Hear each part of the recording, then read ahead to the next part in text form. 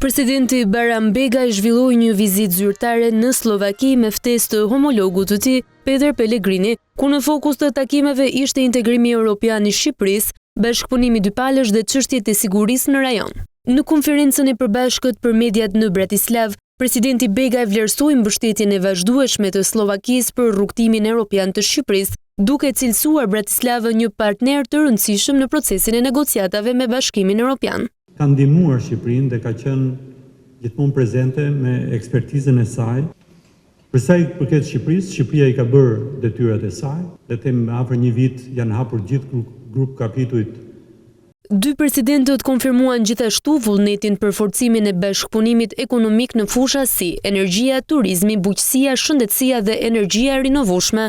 Hapja e linjave direkte të fluturimit Tiranë-Bratislav u konsiderua një hap i rëndësishëm për afrimin e mëtejshëm mes dy vendeve. Sa i përket rajonit, presidenti Begaj theksoi se stabiliteti i Ballkanit Perëndimor mbetet thelbësor për sigurinë evropiane dhe se integrimi i rajonit duhet të jetë prioritet strategjik për Bashkimin Evropian. Gjatë qëndrimit në Bratislav, presidenti Begaj zhvilloi takime edhe me kryeministrin Robert Fico dhe kryetarin e Këshillit Kombëtar të Republikës Slovake, Richard Rashi.